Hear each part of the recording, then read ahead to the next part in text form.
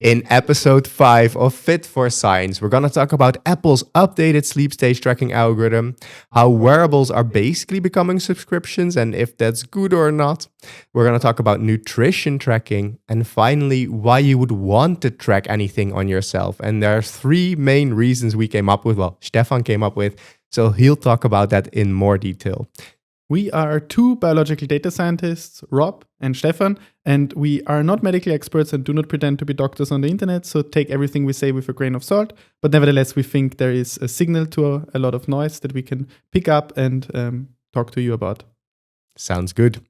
And as I said, I wanted to start with Apple's updated sleep tracking algorithm. So I think it was in episode 3 that we talked about this sort of white paper from Apple where they described their sleep tracking and how deep sleep was a bit of an issue there, and how a video I made about that sort of wasn't fully always correctly interpreted, or maybe over-interpreted in a way that I didn't mean it to be.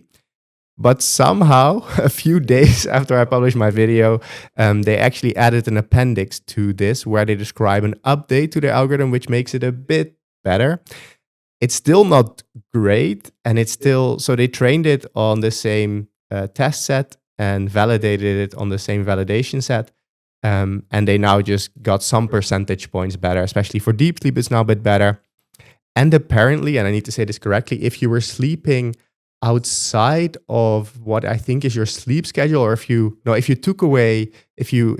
had an alarm and you took that alarm away, or you canceled that alarm, it would just stop tracking even if you fell asleep again. Okay. And this they also fixed, so that is no longer an issue. I think that was it. So they changed some relatively minor things, but again, they improved overall according to them, which also means that our sleep study, again, is a little bit behind the current state of affairs, because since we did that study, which we started, I think, like a little over a year ago, and then it, of course, took time to run, time to analyze the data. Now it's out on preprint and it's going to be submitted this week, or was already submitted. And in that time, Whoop updated the algorithm, Google updated their algorithm, now Apple updated the algorithm. So that also shows you how quickly things are changing. And that also makes it difficult to compare like this year to last year. Yeah, I think that's in the nature of this kind of research when there's a fast-moving field.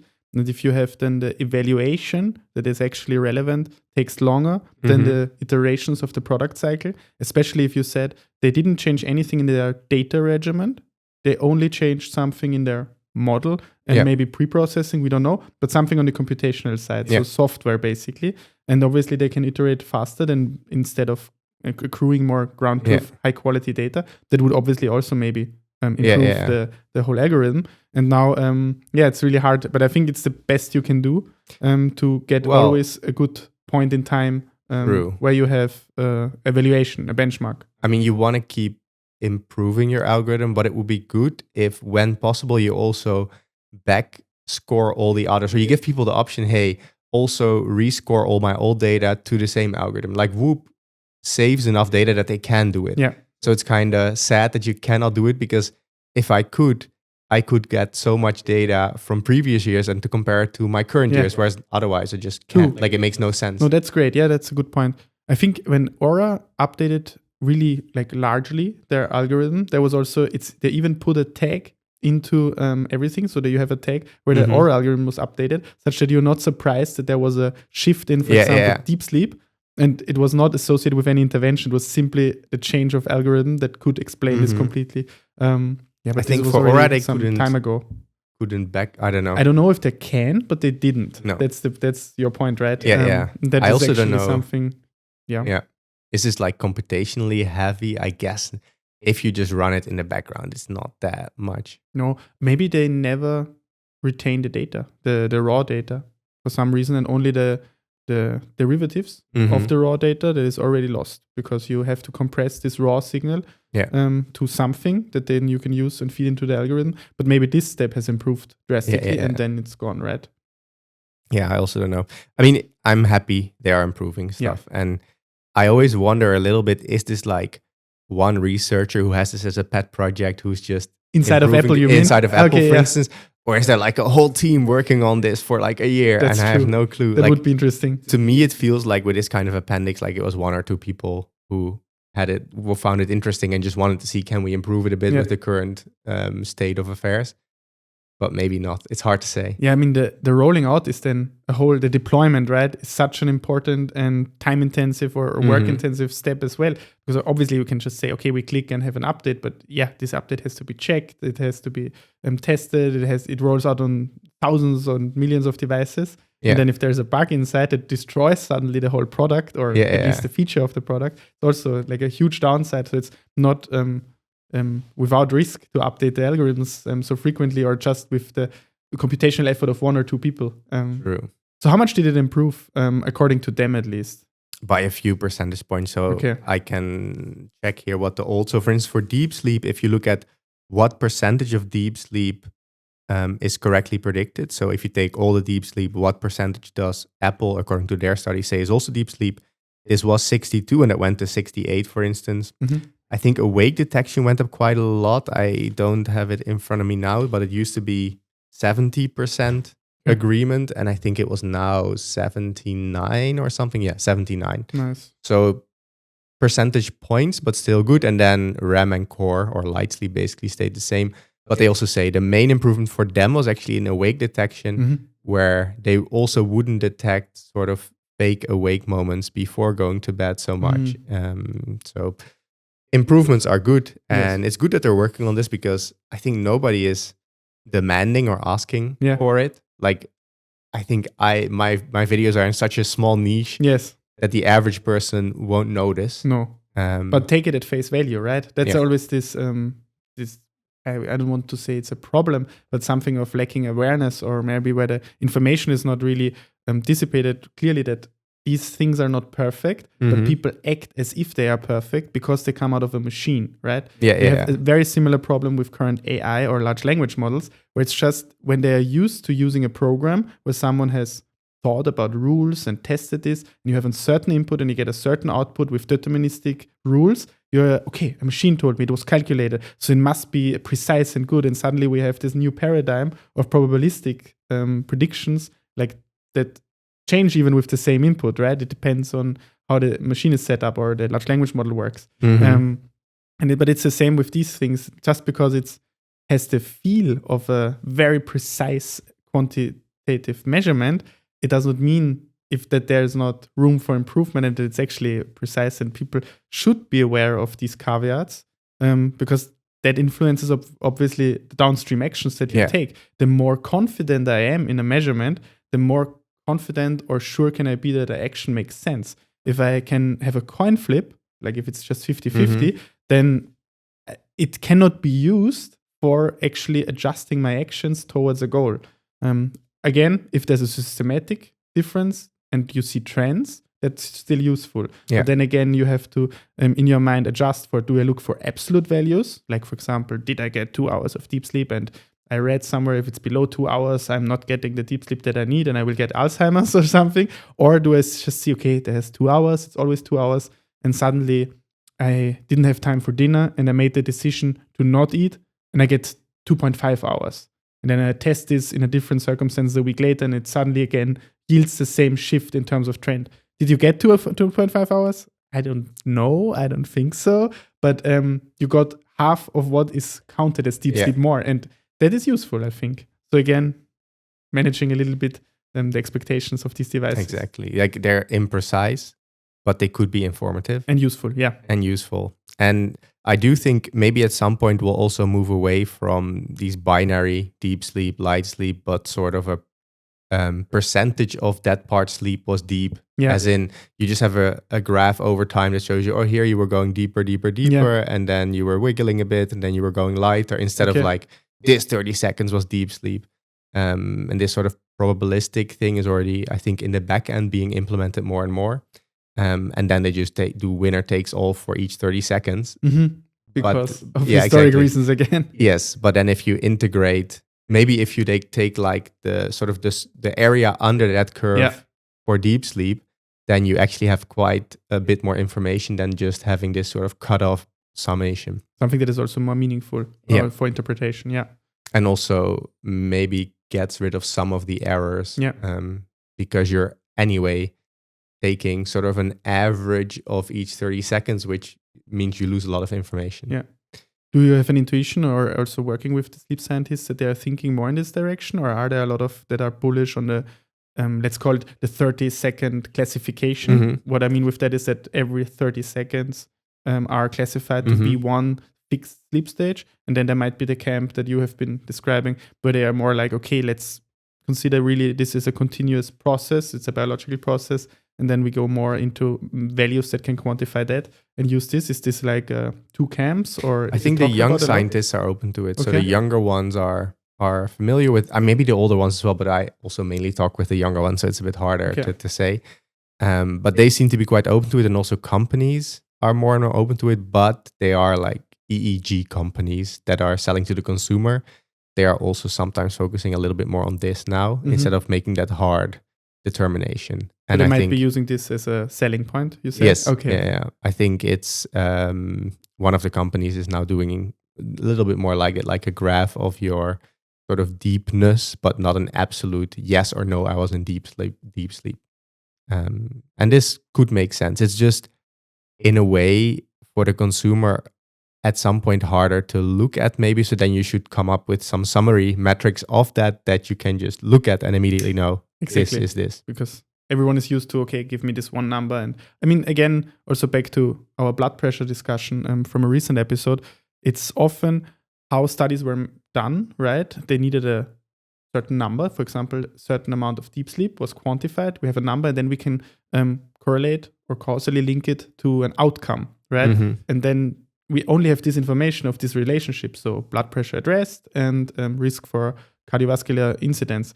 And there it would be the same problem now. If we shift the paradigm into something that is more continuous, where's the outcome data that matches it? And basically the research has to be done to match then these continuous values to the outcome, to then actually have an inclination of saying, okay, this is not only a proxy of a proxy, but actually we know if this is looking like this area under the curve, then we actually get the improvements that we want. And it's sad in a way that now a lot of this data has never been stored. Like they stored the scored nights maybe, and this is accessible if you're lucky. But the raw PSG that was underneath it is probably stored for a while on the university server by that researcher, and then she or he moves on to a new position, and then for a while it's still there until somebody at the admin decides, hey, this account should be deactivated, and then the data's gone. Exactly. Okay.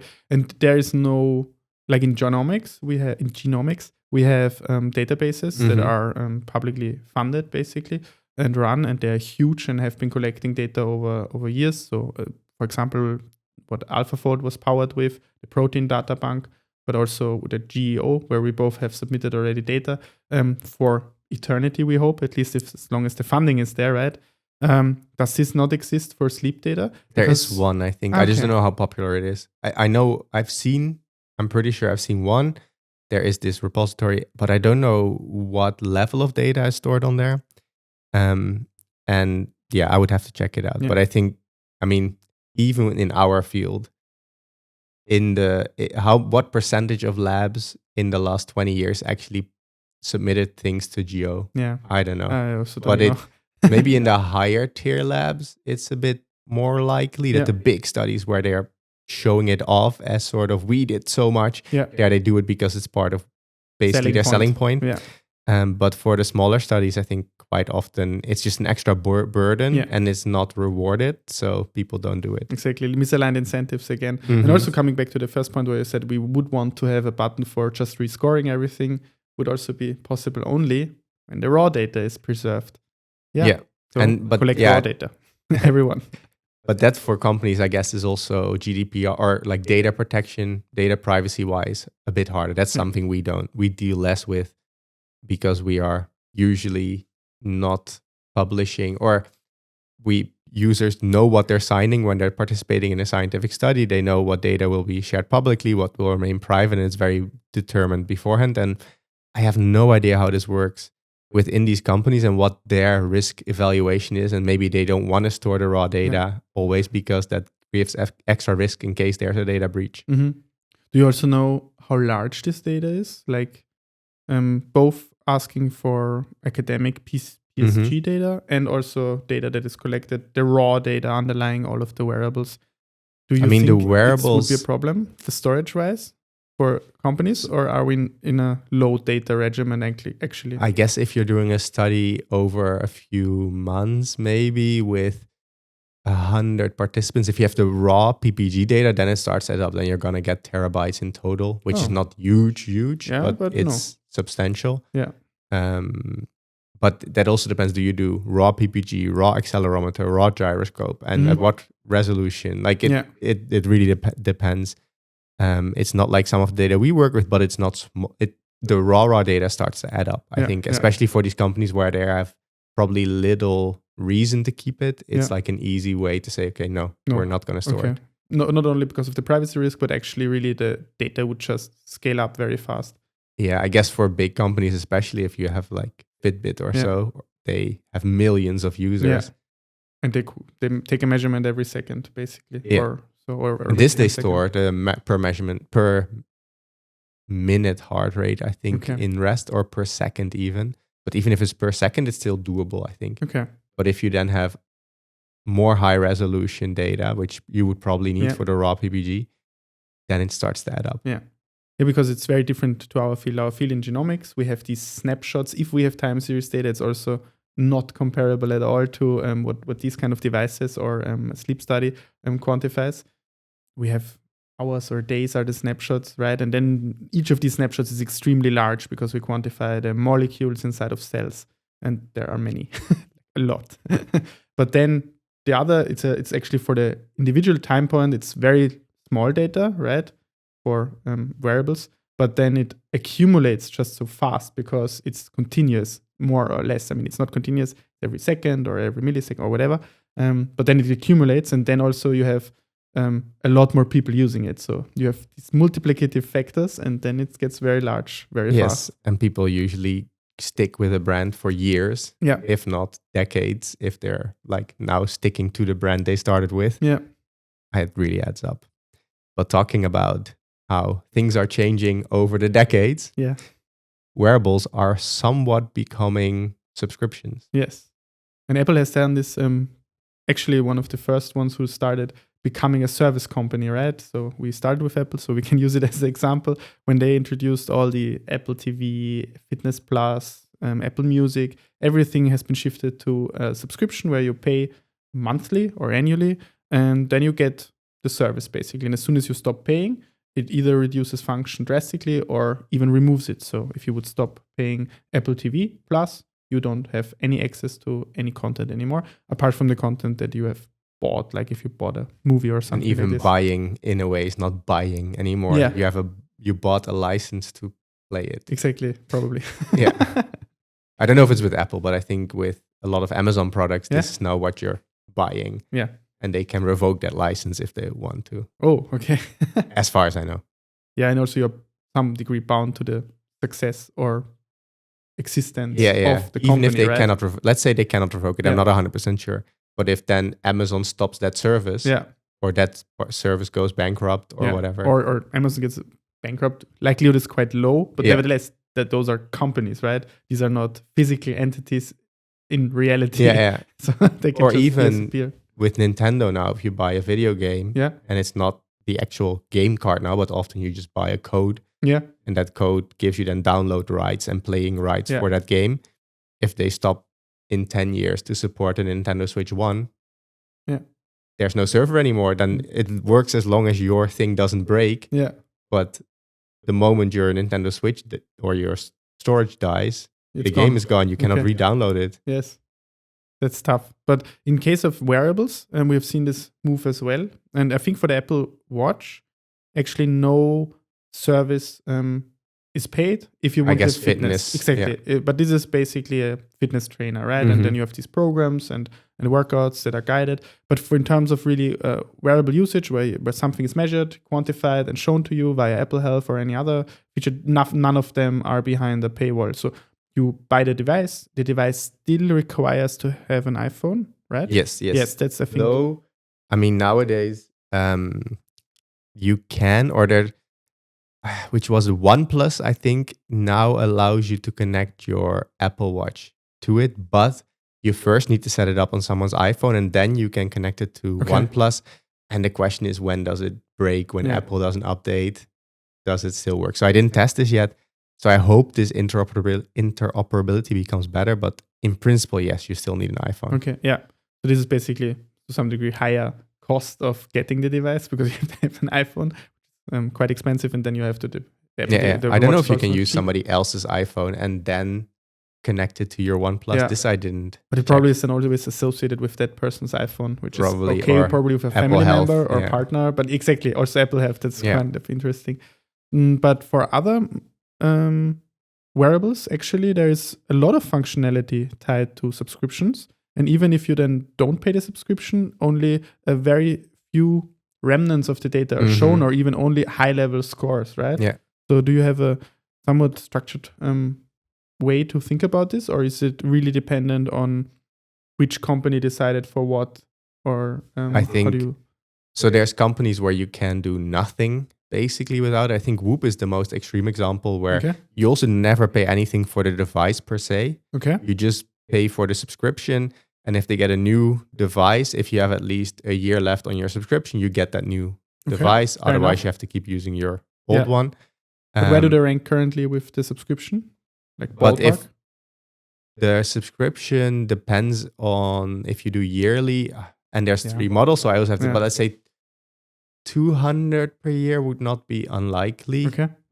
Probably the core or whatever they're calling the cheapest one is probably a little bit less, and if you wait for Black Friday, you usually get the quite better deal. And if you do it in 2 years immediately, it's again cheaper. So I think then in the past for 280 you could get 2 years, if I'm correct. I have to the exact number, I'm not entirely sure what the Black Friday 2-year sale was, but then it's quite a bit cheaper, but you're still paying at least, let's say, $10 a month at least. Okay, probably a bit more. Okay, I thought it was like 20 or 22 or something. We can actually I can actually slowly look it up.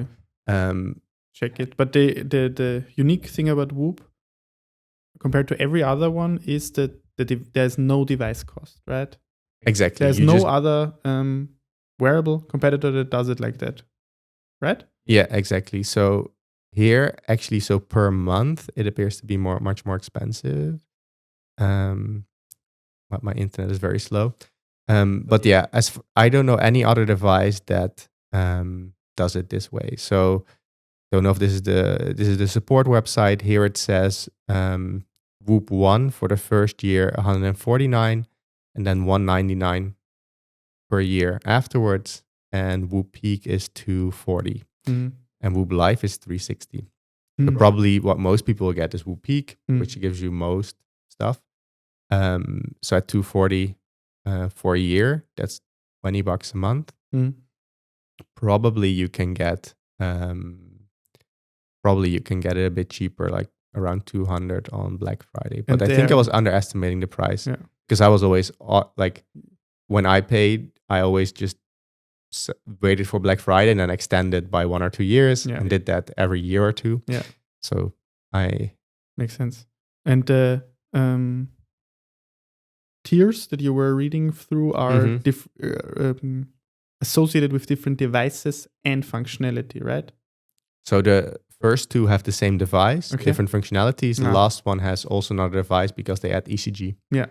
And there they needed that sensor, but the other sensors are still identical. Form factor is identical. Mm-hmm. Just the ECG that is added, more or less.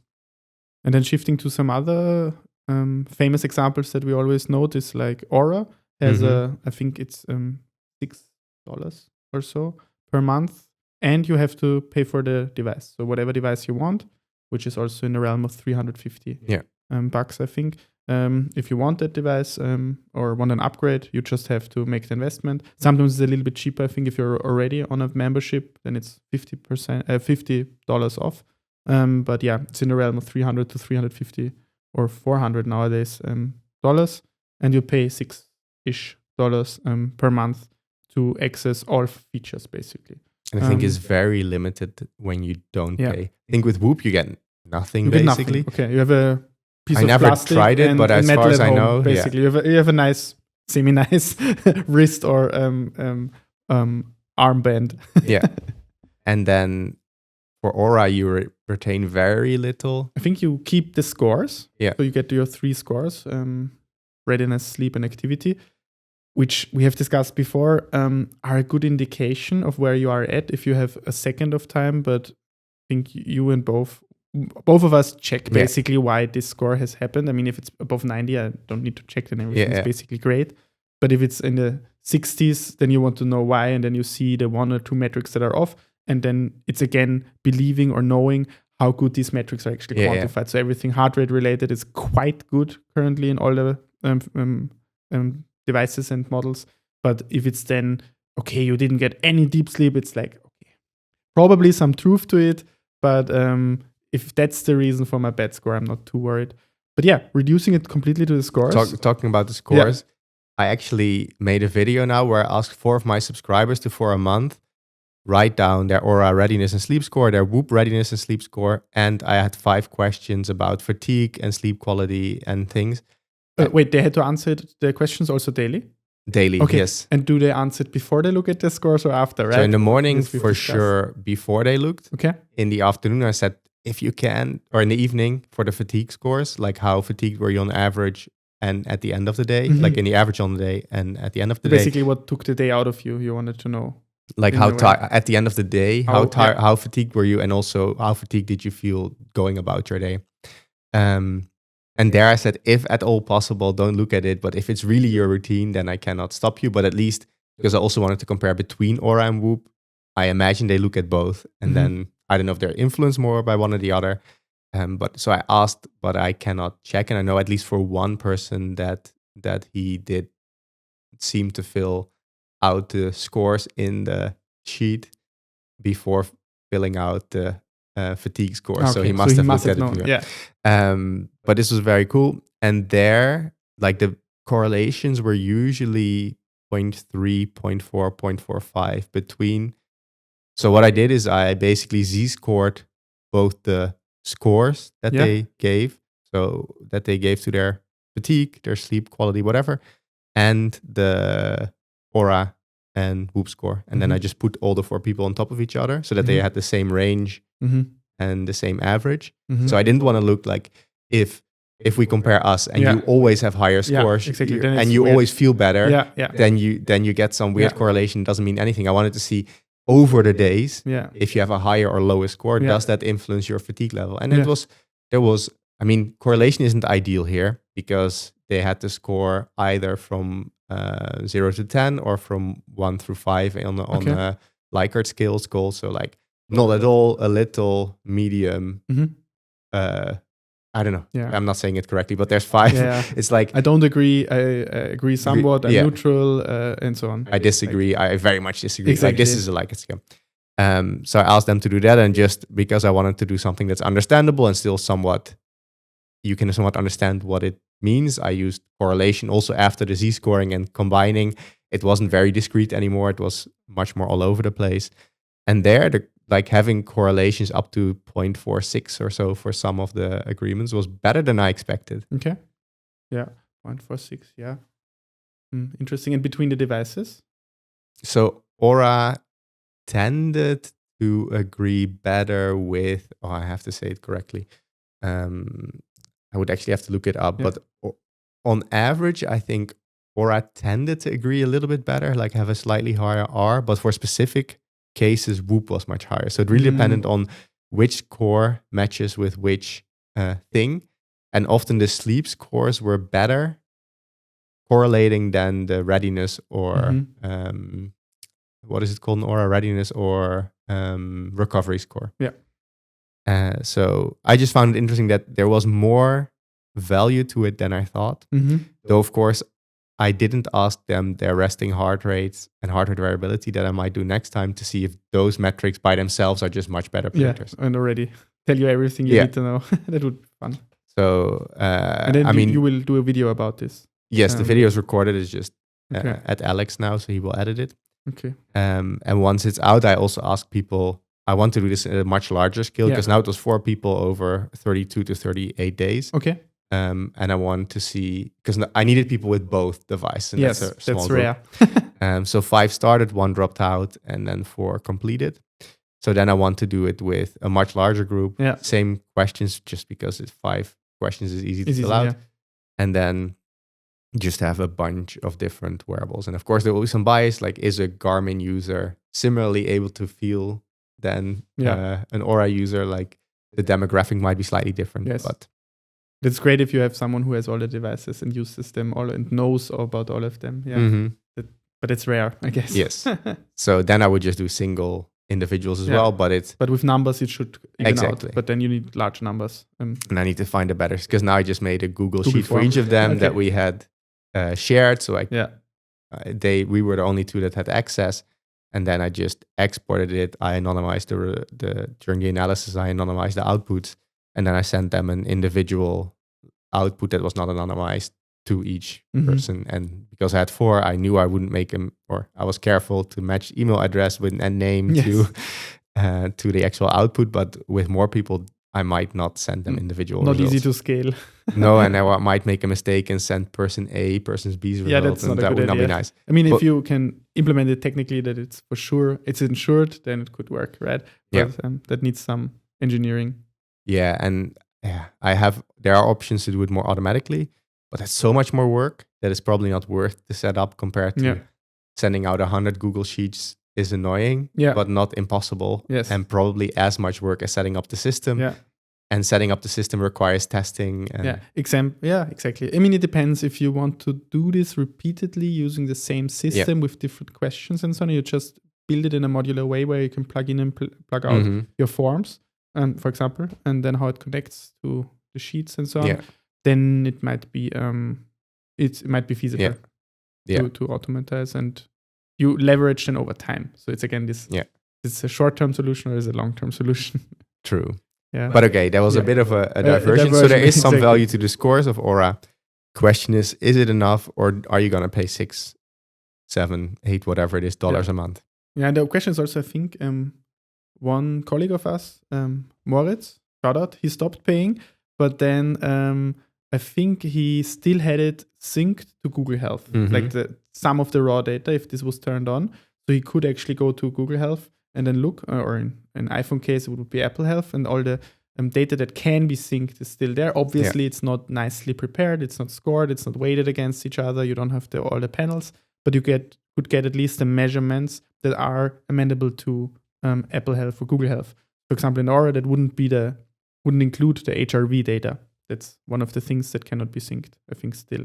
I think it should be able to be synced. Okay. I'm not sure. I think Apple Health has HRV in it. Yeah, it has, but different Google formulas. just doesn't allow. Because it's RMSSD versus. Yeah, exactly.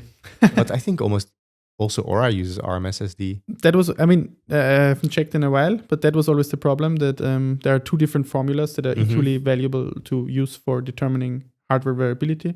And Apple decided for one and Oura decided for the other. Maybe. And then you cannot import the same value because it would mean something different, and there are hacks around it. But it would be not the same unit. We were looking at the Bevel one app just now, and there it said something specifically in the FAQs, for the exactly. Oura HRV. Yeah, that reminded me. But I don't know how much they have updated this. So that's why I'm not sure if they have solved it or not. But that would, again, be a step change in their algorithm, or how they quantify HRV, and then you would have a tag. And I haven't seen that, but I might have missed it. Yeah, but more about the Bevel app in the next episode, or one of the later ones. one of the next episode. Exactly, good teaser. But back to the so we have Whoop. You get your device. You just pay subscription, but it's considerably higher. Or you make the decision which device to buy, basically, or to upgrade. If you are happy with your device and it works, you don't have to upgrade ever. But you pay for the device and you pay for a subscription, but subscription is much lower. So who are the other players that have subscription models or introducing subscription models? I mean, starting with wearables specifically, most other devices that I know of have a paid tier. And how valuable that tier is, that depends on you. I think Garmin at the moment has a not so valuable paid tier, for me at least. With Google, it already there's a lot more implemented there. question is, you don't need it for your data. It's more for all the other things, the analysis, the coaching, all these kinds of things. Then I think for some of them, it's like AI that's in there. So for a lot, it's not needed for your raw data, but for something on top. Mm-hmm. Have you had any people reaching out or commenting on your videos that they really leverage these AI advisors or AI coaching features? Not that I specifically remember. Okay.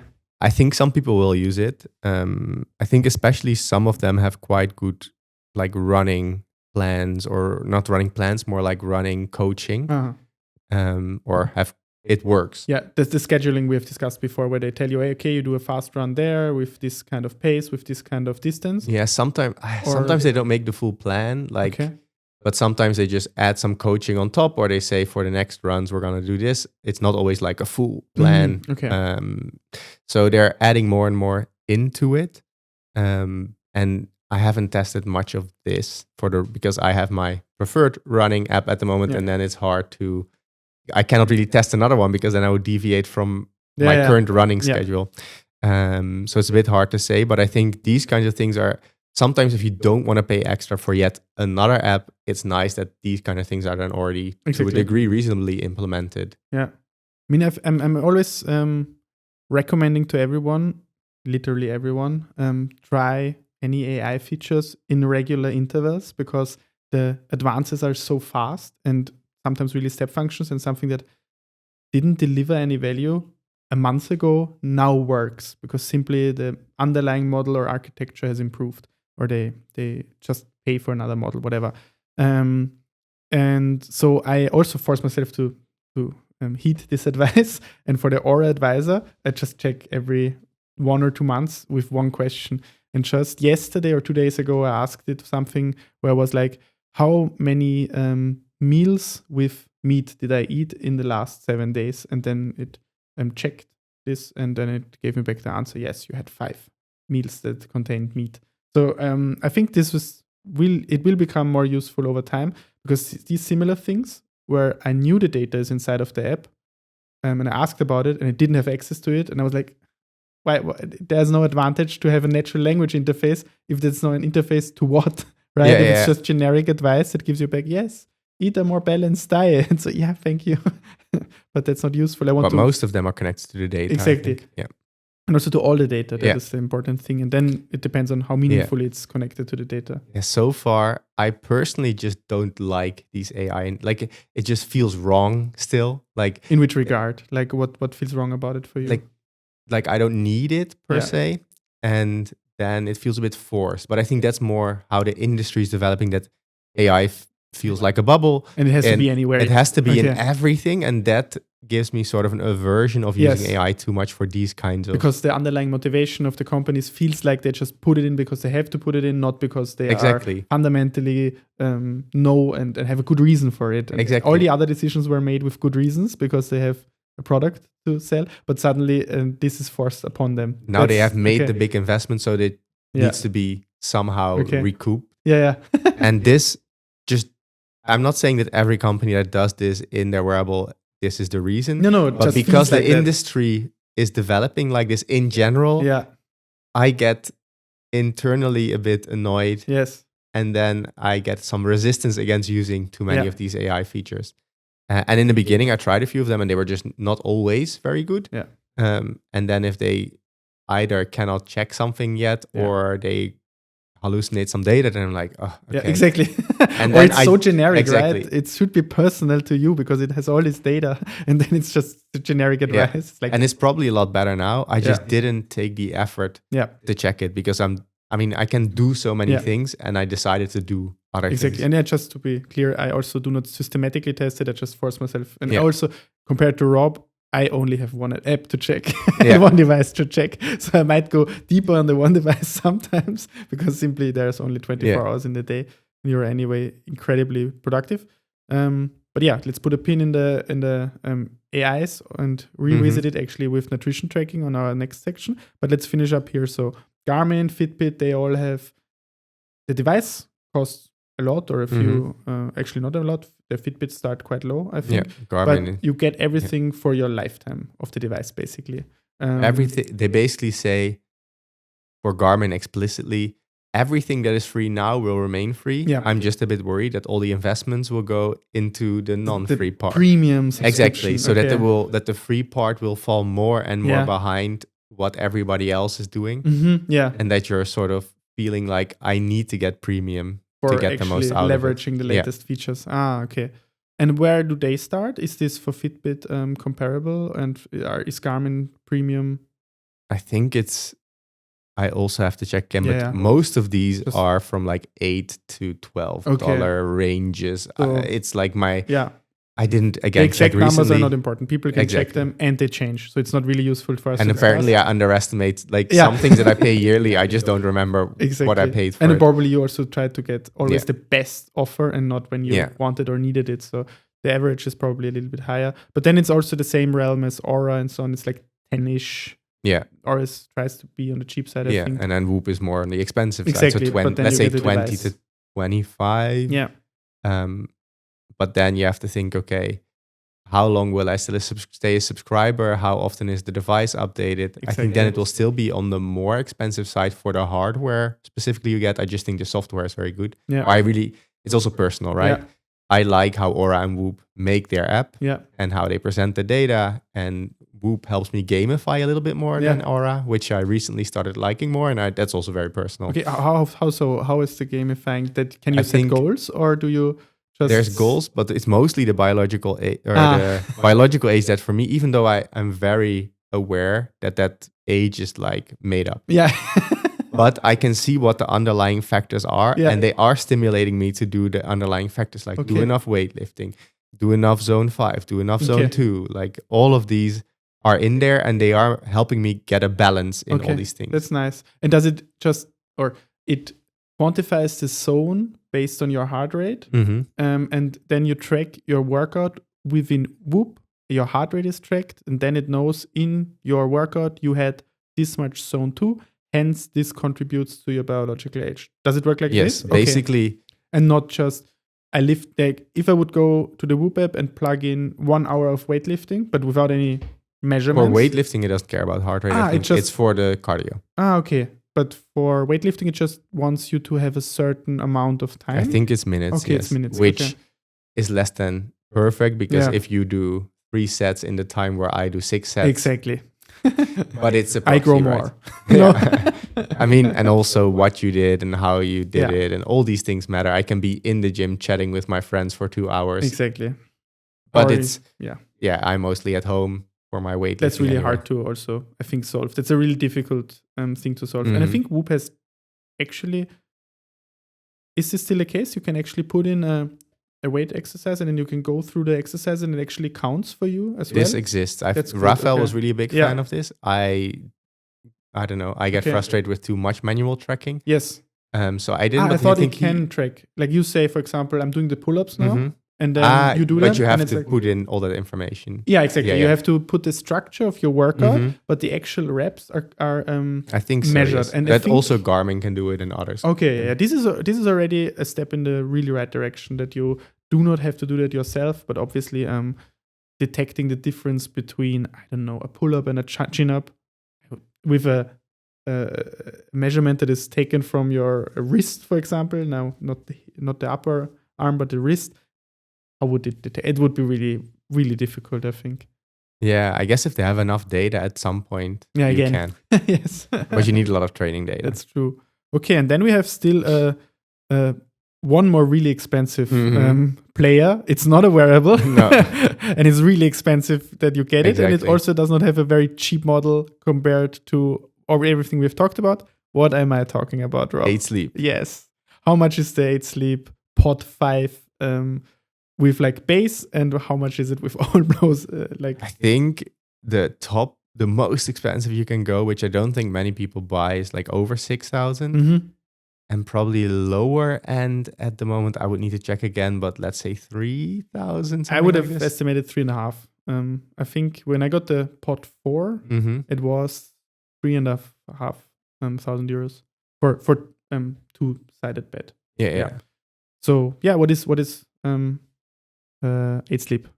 So Just as a 8 sleep quick- is it's not a wearable. It not a would wearable. be tough. It goes around your mattress and also have the blanket included if you want it. That's also cooling and heating then each side of the bed independently. So for me, that's the most important reason that I'm using it, because I already have good, like it's also a good sleep tracker in my testing at least, but I already have 2 sleep trackers, so I wouldn't need a third.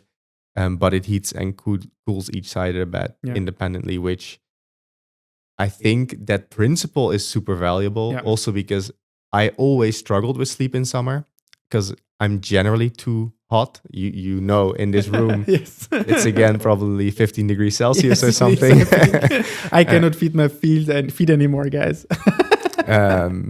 So I'm always easily hot. And for me, this is just solved my summer sleep issues, where with my ex-girlfriend on the hot days, there was very little debate that we would sleep at mine because I had the 8 sleep. Yeah. Which is great, but it's very expensive. I also think it cannot go super cheap, because even I was testing a Chinese, I think, Asian competitor, where they hadn't determined the pricing yet, but it would at least be close to the 3,000 mark still, even for like a first version of a probably cheaper to produce. Like they are, like if you get a Xiaomi device, it's cheaper than an Apple product. Simply just as a production. comparison, marketing, everything. Yeah, they can push the price more down. Exactly. Probably the employees of 8 Sleep are also more expensive to pay than like also the development team of the algorithms and the app. And if it's America on East or West Coast in a tech company, I don't know what these people make, but probably an engineer at Apple must make hundreds of thousands of dollars. Yeah, I guess so. I imagine. Yeah, but just to reiterate, it's really not a wearable. It's something you put around your mattress, maybe around your blanket. It's the blanket or the itself. Blanket itself. Okay, and then you have the hub. For sure, the hub is a device that stands next to your bed. And how this all works is water. Water is cooled or heated up in the hub, and then it's transported via very thin channels, plastic channels, tubes. And obviously, this has to be quite fault-proof, right? No one wants to have a leaky water bed. So I think they have to make really sure that this is high quality and durable, because, I mean, it's something you strap over your bed. I think it's happened to some people. For sure. If it's enough units exactly. sell, it happened. I think one of the YouTube reviewers had it happen, but you never know what is the backstory. Yeah. I don't know. If you have a cat, how risky is it? I don't know.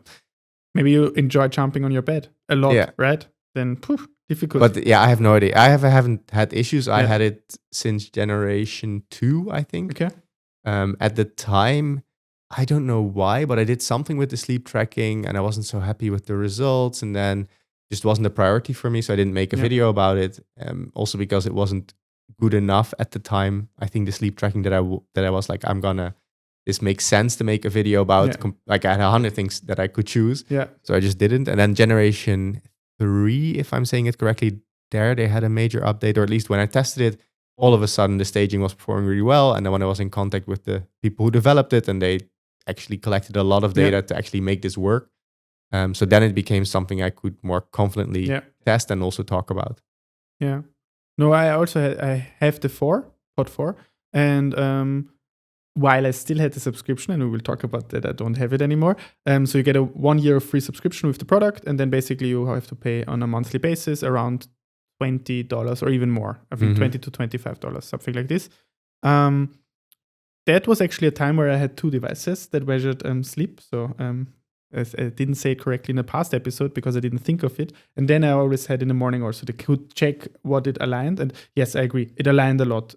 It was far easier to get a good sleep score in 8 Sleep. Yeah. So I think for the first 2 months, I just had every day 100. Yeah. Like I never had below 100. I was like, oh, that's easy. I can also try what Brian Johnson did with like perfect sleep. Yeah, exactly. But he did it with Whoop, not with 8 Sleep. But I also think you are already a very good sleeper compared to 99% of people. Yeah. You regimen your sleep so much better. Exactly. So, and also I think they weighted a lot when you go to sleep. And if you're just consistent, you're basically already in one of the top tier. And then it really depended on the night.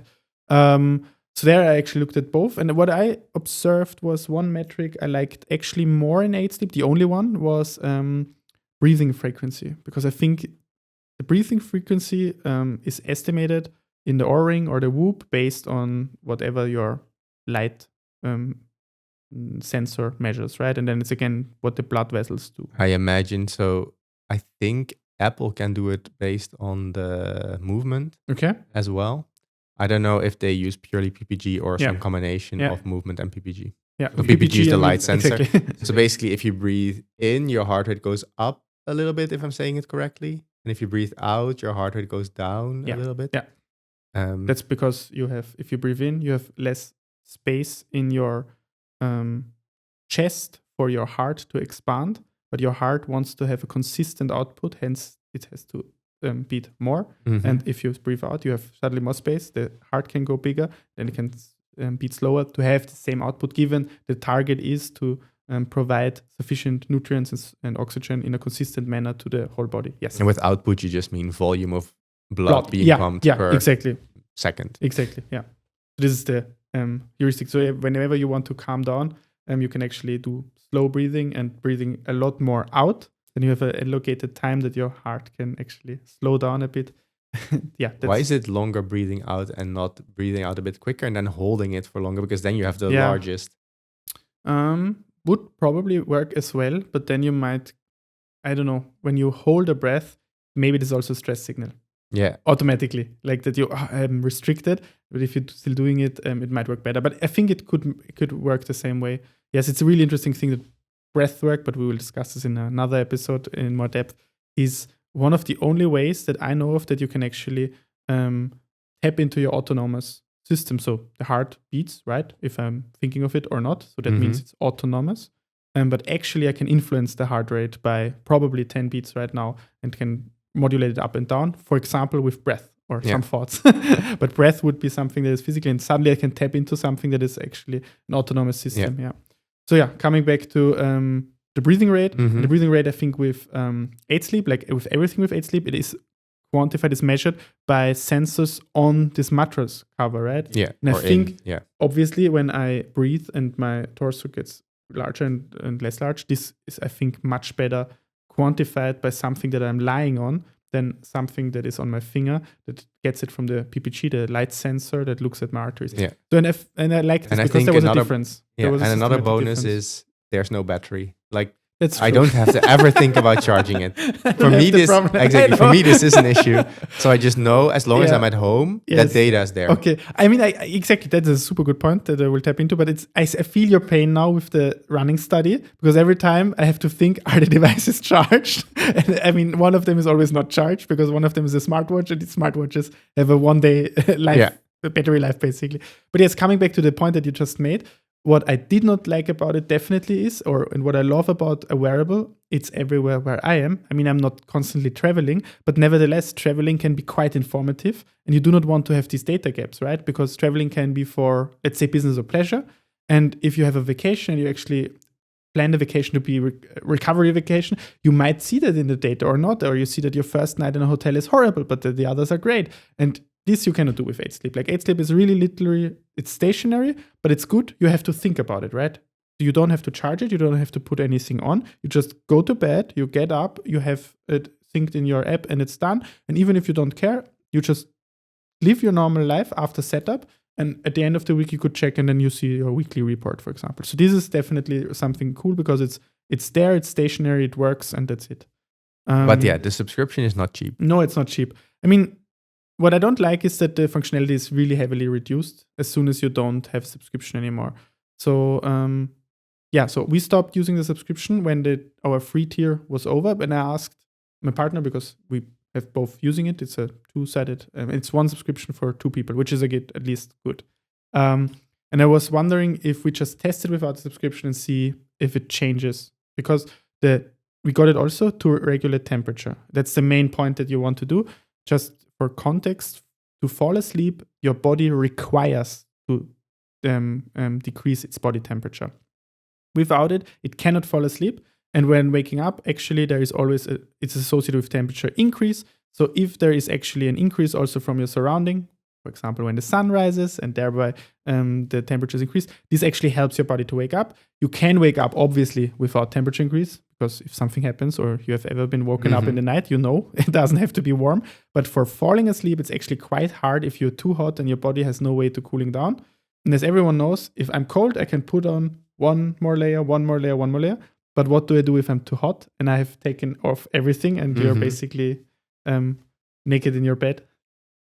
What do you do? So that's especially if you're like lower temperature, like you're running on a lower temperature. So that's why I think also 8 sleep is. Well, am I running on a lower temperature, or is my body inefficient and producing a lot of heat? Or like I have no idea. Yeah.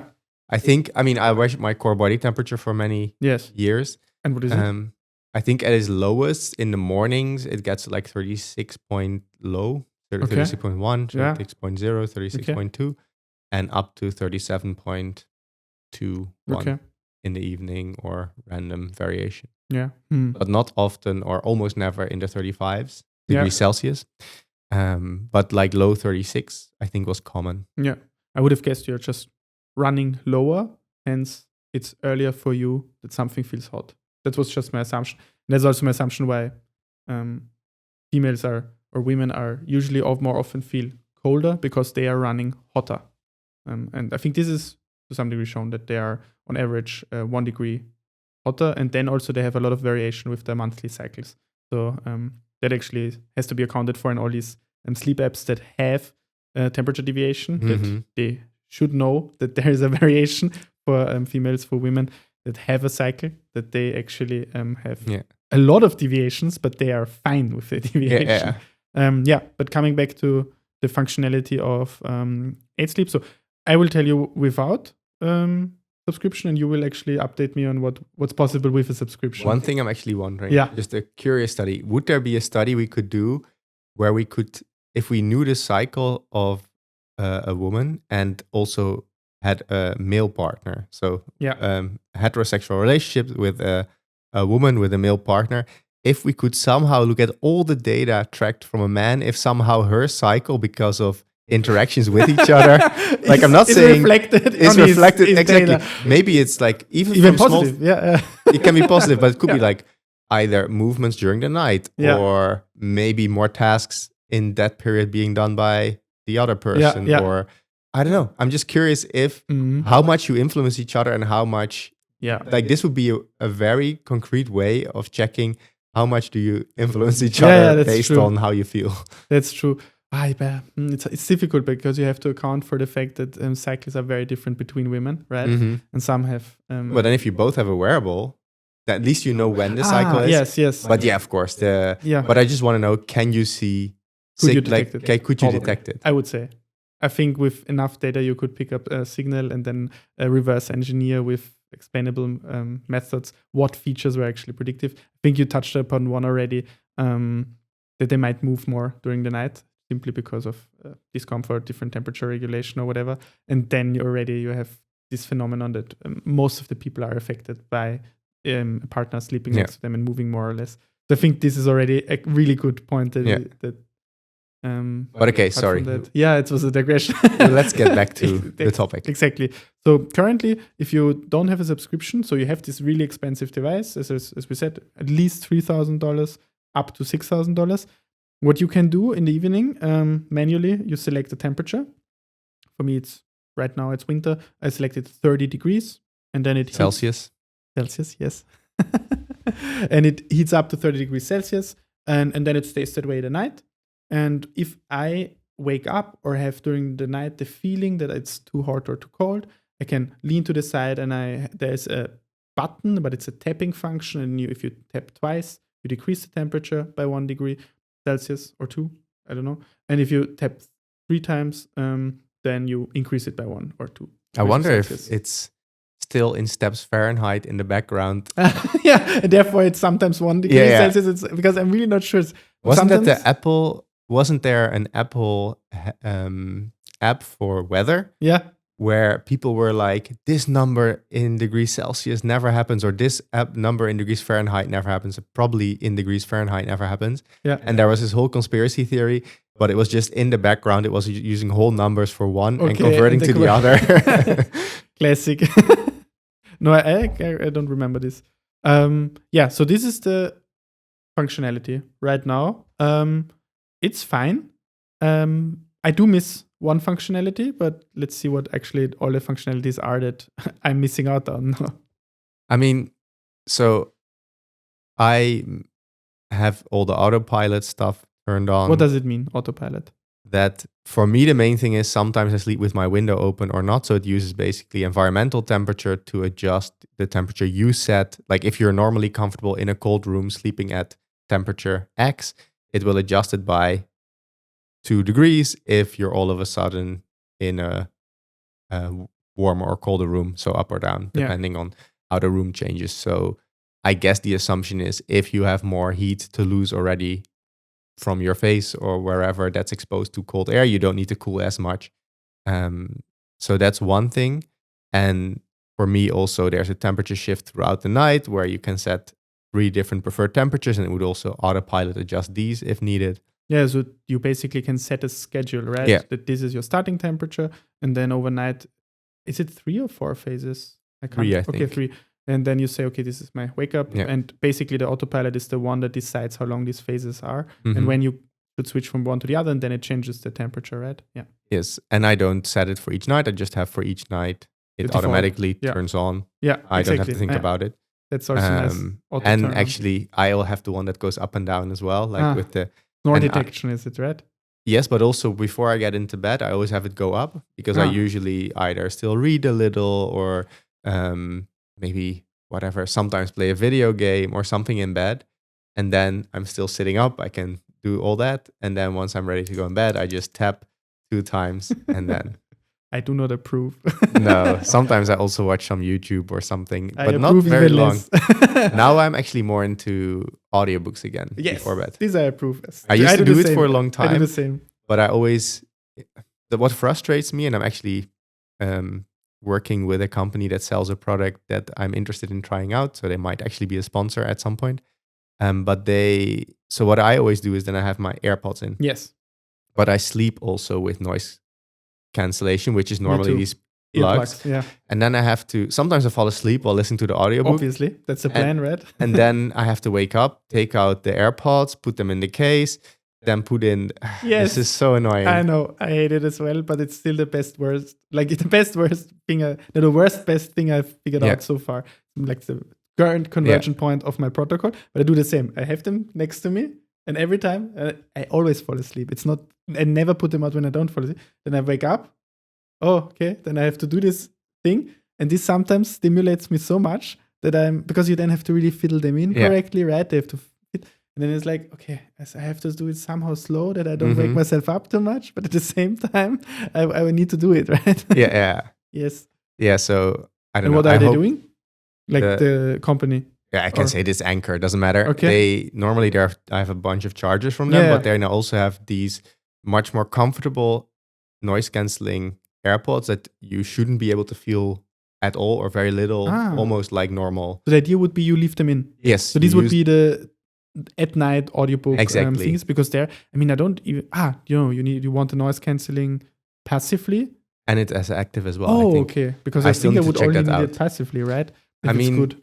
Apparently, and I didn't test them yet. Also for snoring, they then sort of detect the snoring and adjust to that because that's of course a repeating pattern, but not continuous. Yeah, I still have to test that out, but this is something I would be very interested in. How do you want to test this? Where do you get the snorer from?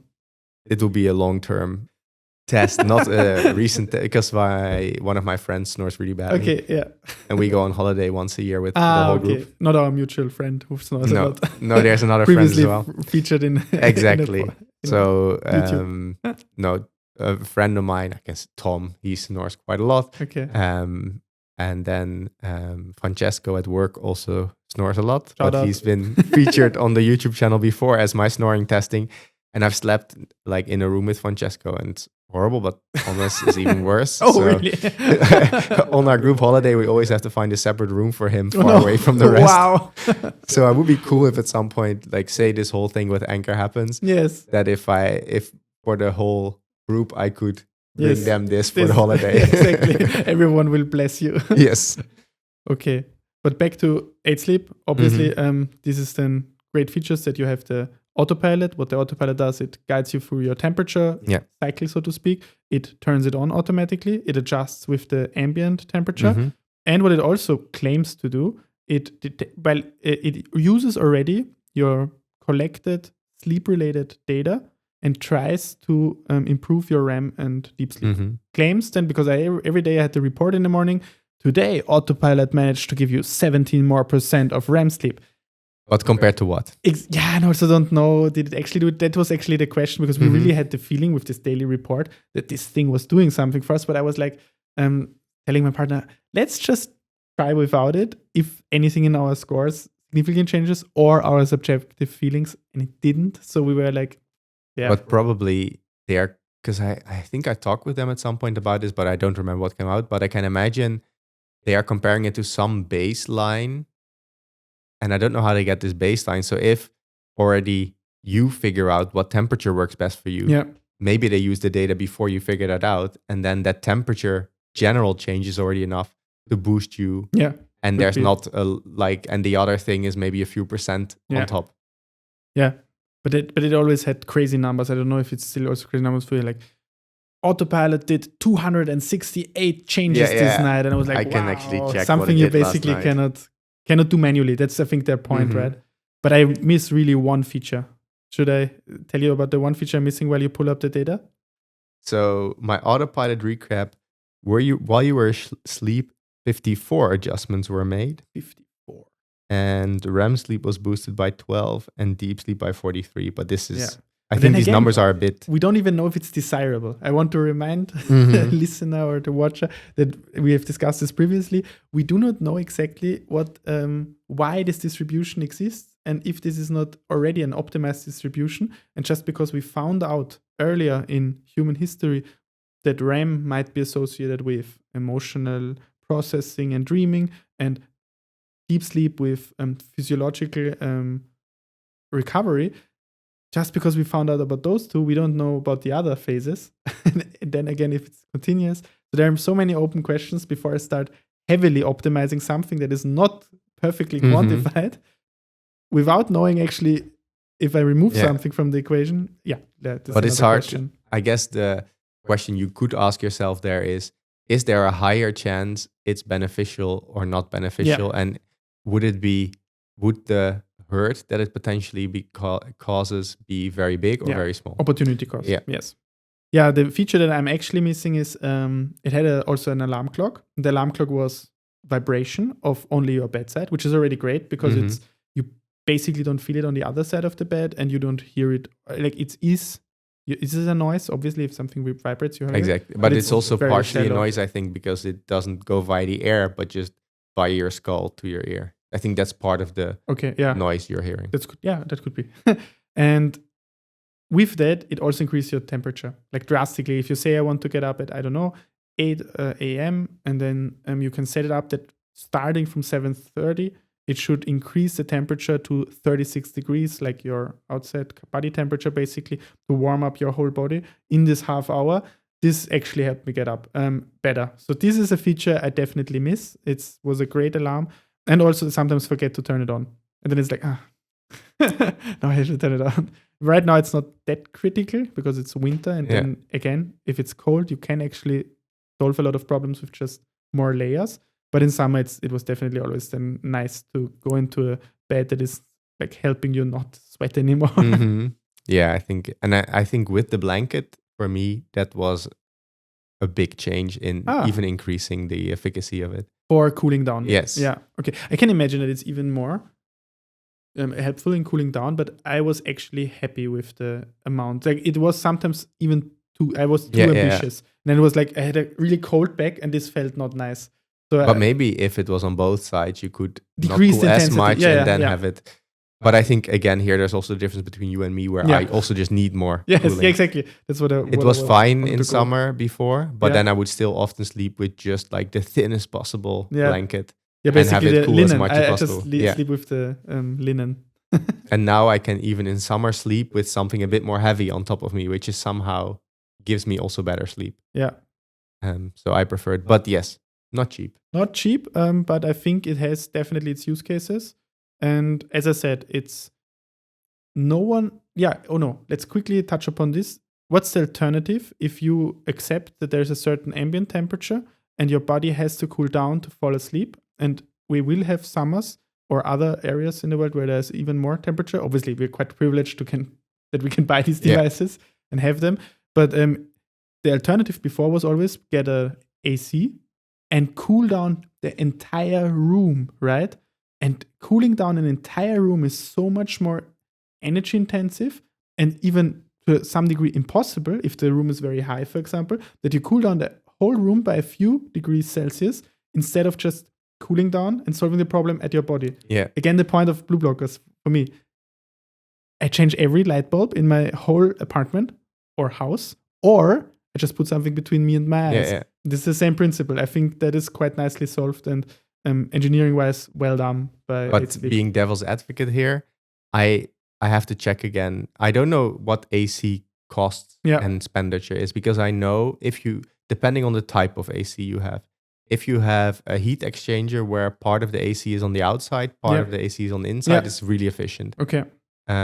Whereas I don't know what is inside the H-Sleep pod and how it cools. If it's just, I don't know what this is called, but it's basically this thin thing that can, anyway, it's not like a normal, how an AC works with compressing something and then letting it expand. I think that can be relatively inefficient. Plus, you're leaking all the heat to the room where you are in. So you're heating up the room.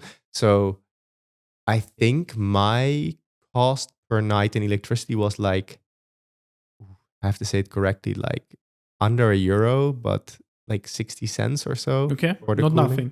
But not nothing, like 50 cents or 60 cents. No, I would, yes, the ACs with outside part and inside part, they are probably more efficient. But I'm mentally comparing, and we also tried it with these portable devices where you have just a tube that goes to the window. This is super expensive. Exactly. And this is because also this AC thing is, at least in Austria or Vienna, where we're at, you have to get approval from every party in your house to install them because they have an outside component. And this is really hard to get. And it's a change in the house and in the apartment. And also, even if you get it, your landlord might say no. But if you want to fix it for yourself, then you can do this with the tube. But they also don't manage. So in our case, we bought a device and it just didn't manage to decrease the room's temperature more than, 5 degrees. Yeah. That was not enough to then have a cool sleeping environment. Especially we are below the roof, and our ceiling is 5 meters, just because of how it was built. And that means we would have to cool down a whole room. And then we even did it like we closed the door to the bedroom such that it doesn't have to cool the whole apartment. But then I measured the how much CO2 we actually have as a buildup, and that was also like it was building up much faster if your bedroom door is closed, right? And then there are also data that if you are above a certain level, that affects sleep quality, and it is loud. Like these things are for sure. Yeah. And I think for me the main thing in addition is that you can set your temperature and your partner can, exactly, because this has always been the struggle. That's true. That's very true. So in terms of energy, I would be very curious if somebody has done a study like comparing an H-Sleep to an American installed AC unit in an American size bedroom. That is optimized for that, exactly. Yeah, that would be interesting. But then again, the point is it's not personalized. Like one person might sleep super well while the other is too cold or too hot. And that's quite likely, as we discussed, in at least if there's a man and a woman, that they are not aligned is quite high, the likelihood. Yeah, I've never been aligned, so. But you're such a cool dude. But there's one more category we wanted to touch upon that is very expensive, but the reason for being very expensive might be very, very different. And that's continuous glucose monitors. And continuous glucose monitors have been a thing stemming from diabetes care. Mm-hmm. So what does it do? It is currently it's a chip. You might have seen it on people that they have it on the back of their arm often, or I think also at the belly. Mm-hmm. Yeah, you need some fat, subcutaneous fat to have there, I guess. And then you basically... Or muscle? I don't know if it's purely... I guess it's fat. I think so too, like thick skin. Yeah. And then what it does, it inserts a tiny string of... a string that then samples your interstitial fluid, a nice word for saying something like between cells. It's not Teflon, it's the same Hopefully thing. Not. I think that What are Kevlar. the Kevlar? Yes, It's Kevlar. Cool. I think so. Okay, and simply by capillary effects, I think it samples like the interstitial fluid, which just means between tissue. It's a fancy word. It is by capillaries sucked up into the device, and in the device you have a sensor that then quantifies glucose, and this is sent to a Bluetooth receiving device, nowadays a smartphone. This gets sampled every few minutes, I guess. And for diabetics, this is very important to see if they should provide insulin to the system or how they respond to food live compared to having, I think it was called, I don't actually know the English name for it, only in German, it's Broteinheiten. So you have on food, you have actually written with all the macros, usually how much units this is for a diabetic, such that they can then put in the table how much insulin they have to give themselves. So I think this is that's how you do it nowadays, right? And then you could provide your insulin, or there's even closed loop systems where you have an insulin pump that actually corresponding to the measurement already gives this. But this has entered also consumer grade. And it has become a wearable basically, which is, I think, very, very useful, not only for the diabetic case, but we have a diabetes epidemic, we have an obesity epidemic. I think underlying of it is to some degree our response to food, especially, and glucose is a good proxy. And you now even have separate units made specifically for diabetics or units made for the general consumer. And they are different in which regard? I think or just part of it must be regulatory, part of it must be price, and maybe some functionalities also for regulatory reasons are included or excluded, or also maybe the calibration range or something like this could be different. So I think Dexcom, if I'm saying it correctly, got approval for their Stilo sensor to be at least in America for consumers just bought without a prescription. I don't know if it's available in Europe at the moment. I tried one from America. So there are multiple companies, right? And they provide apps, basically provide the software on like smartphones.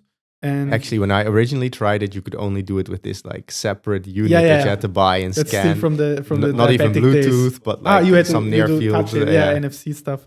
Okay, interesting. Yeah. I mean, but nowadays it's really appified, right? It's like all in apps. And also what people would get who are interested in this wearable as a consumer would get an app. But who are the players there? And what are the underlying... Abbott and Dexcom are, I think, the two main ones. I think these are the main ones for the hardware, right? With Abbott is the Libre something. Yeah, and Freestyle, Libre, and whatever they are. Exactly. Now. Dexcom has Dexcom 6.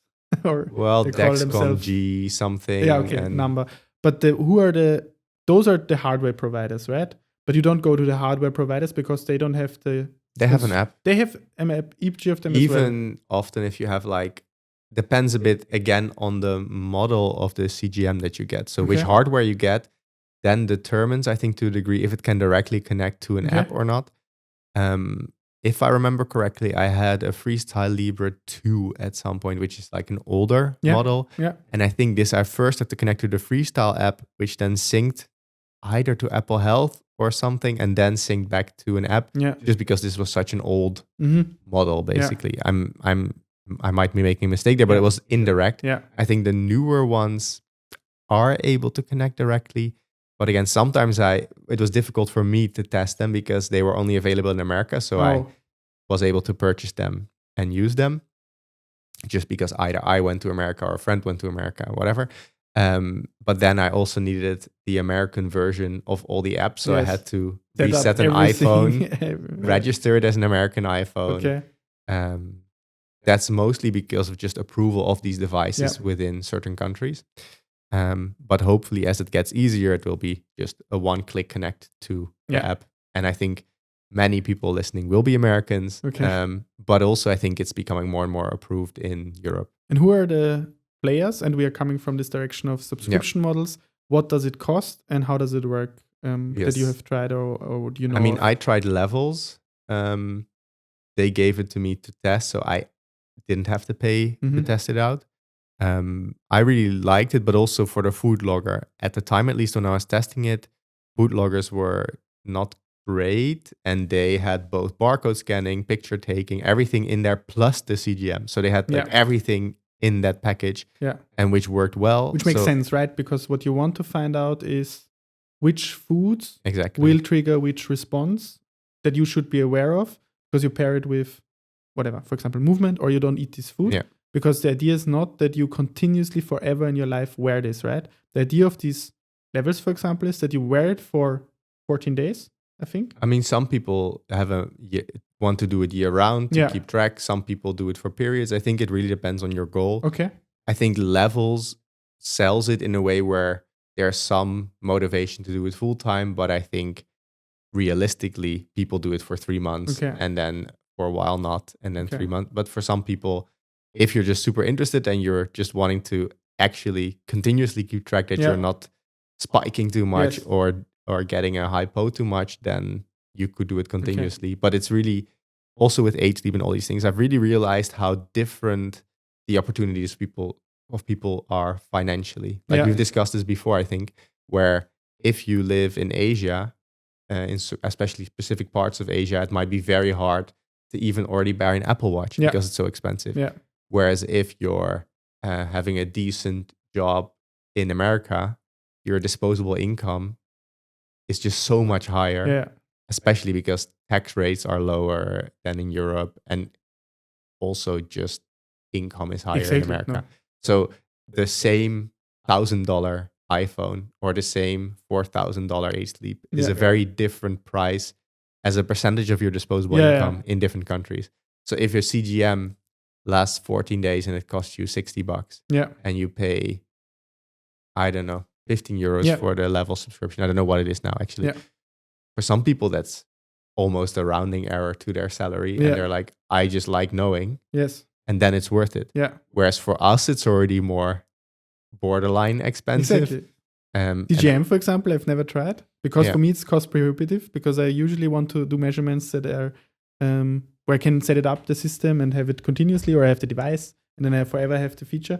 And for me, it was always the CGM. Okay, I have this learning period, but actually it's quite expensive for just having for a very limited amount of time the data. So you have to kind of pack all the experiments in or whatever.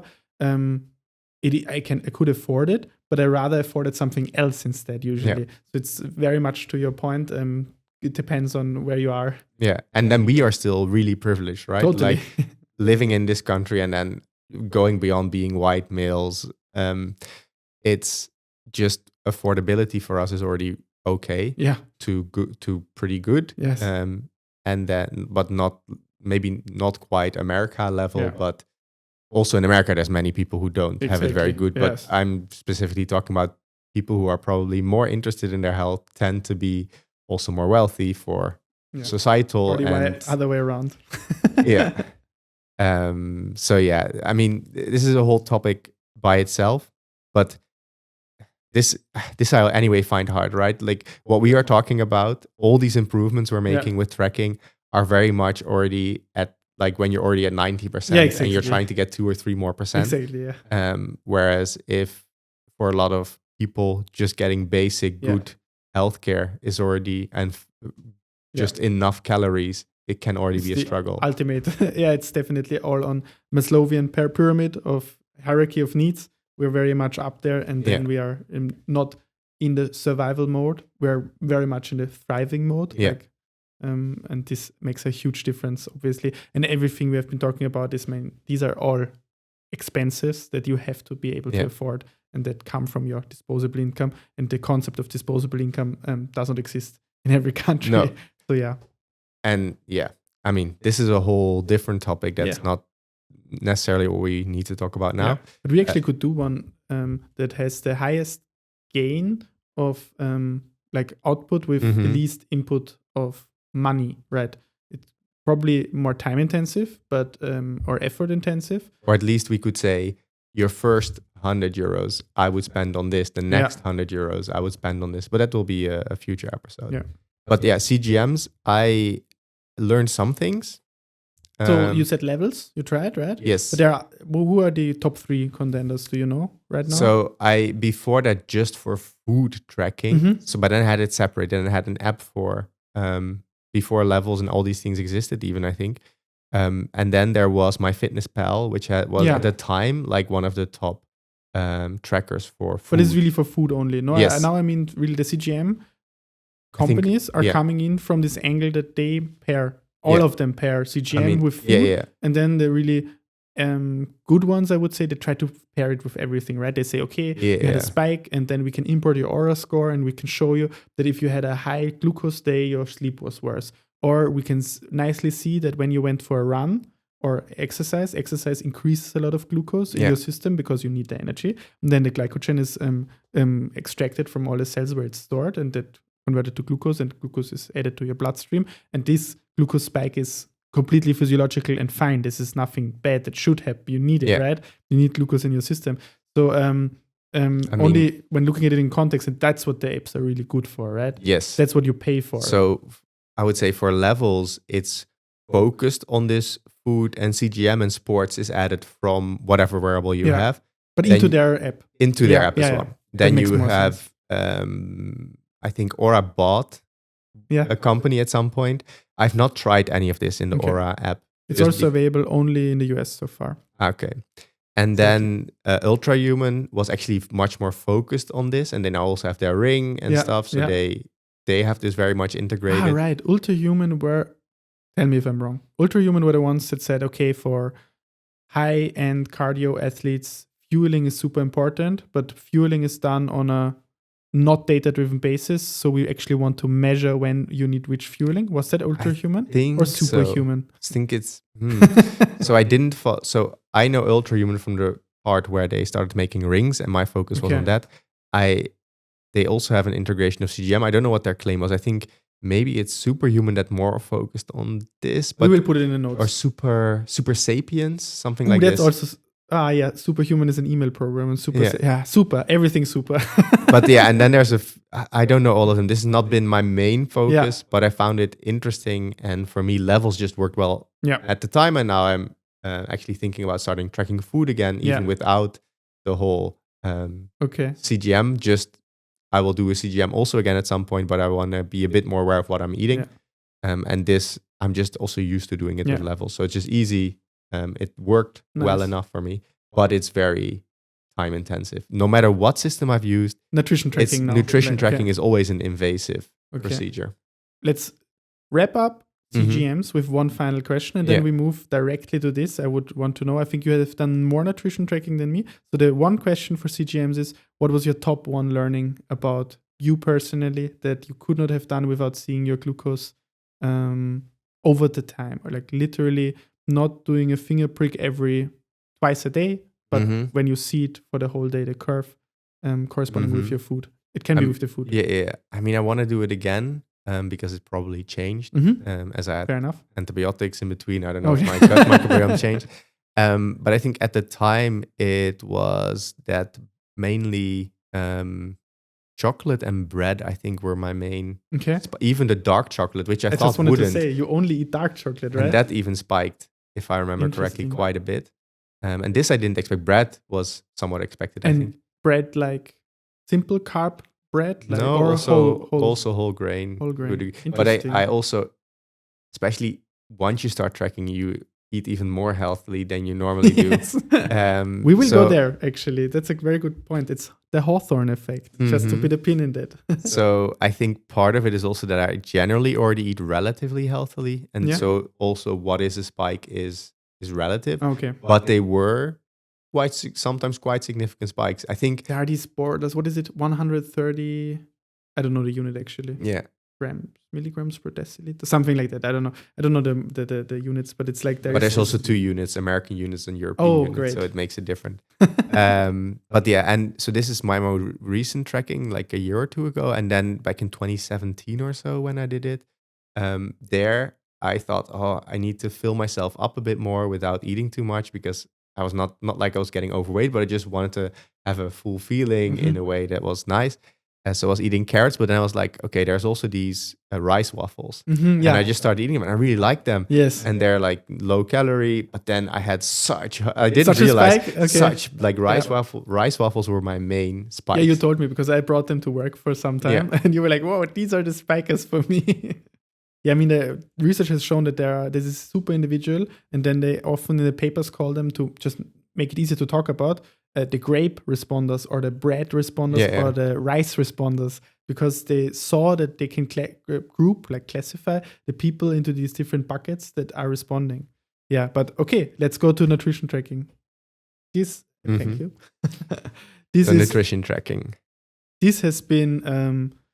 I've looked into it. Okay, I will start. I think because I will be shorter, and then we can talk about that. I actually currently do it for the first time consistently, in the most comprehensive manner.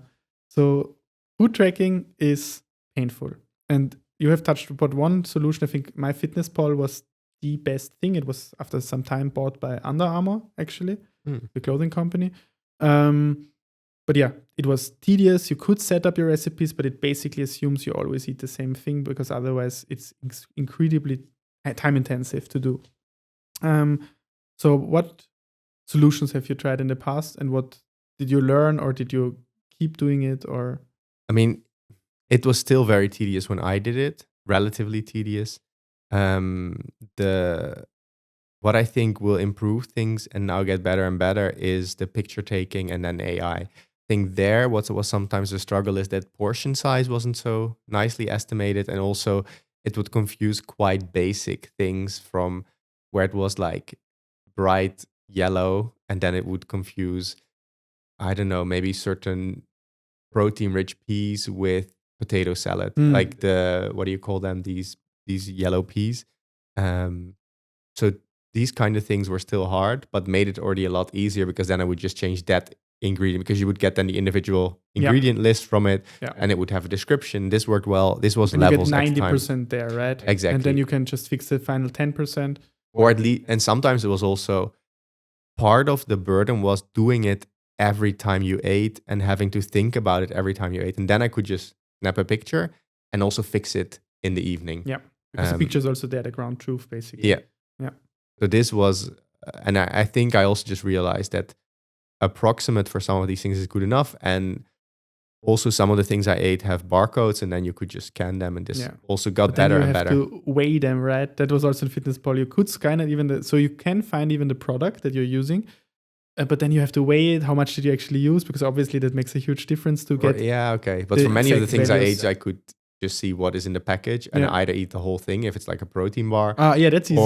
But if you cook with 7 ingredients and it's not a lot, but then you painful. can often, you know what is in the package, and you see it's okay, 1/3 of that, and then I would just guesstimate it. I think that came close enough for me.